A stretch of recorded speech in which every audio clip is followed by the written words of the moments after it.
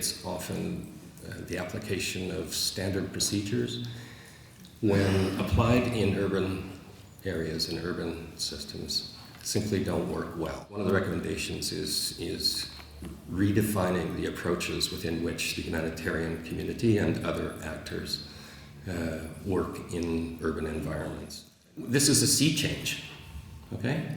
All of these donor countries understand the complexity of this, of both the urban and the resilience agendas, and the requirement, the need to merge the long-term development actors' initiatives with those of the immediate responder community.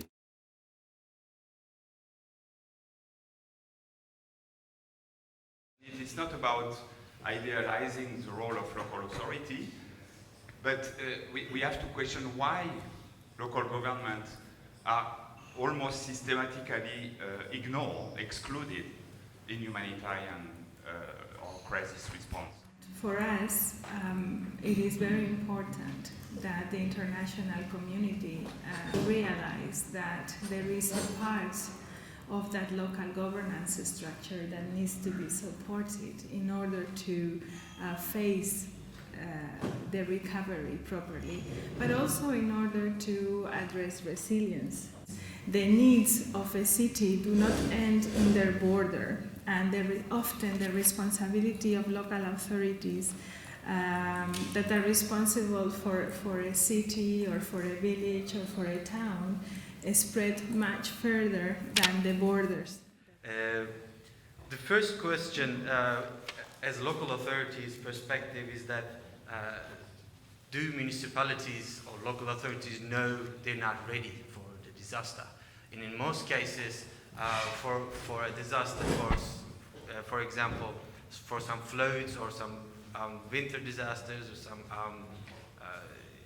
man-made disasters, they buy some trucks or some extra gears and then make the news that we are ready for the disaster. You know, that's the general thing you see. But when the disaster happens, you see that they're not ready. And how do you define the disaster? That's one of the problems we actually faced in the Syrian refugee case. Now we have about 1.7 million Syrian refugees in Turkey.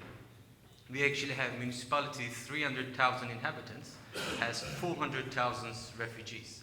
It's actually more than the population they actually have.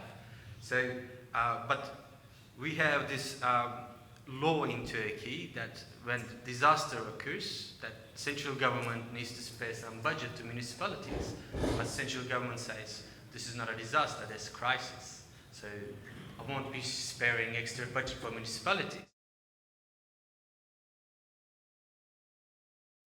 Developing urban areas without building disaster awareness and sensitivity is useless.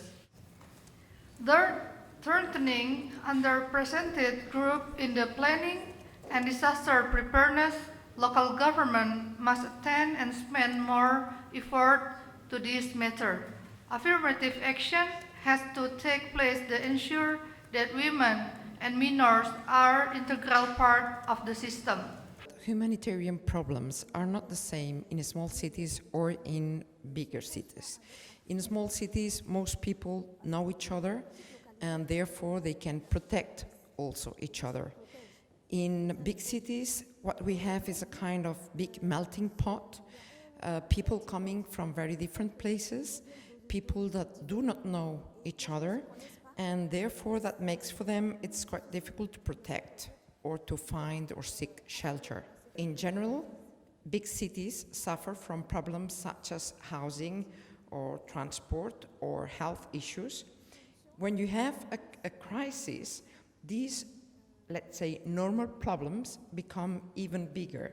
We assess and see the human capital that exists, and also we look at the system that exists. So, you know, instead of trying to start from scratch, we look at what is existing there, and if it works, we work through those systems, or we try to reinforce them. Then we include disaster risk reduction in our approach. Basic things like building codes or no building zones I think that understanding the urban systems and the urban logic will really help us addressing these issues. So we have great hope vested in this initiative. We also feel that addressing the democratic deficit, shifting decision making from the abstract to closer to the citizen will be key in addressing any issue that faces humanity.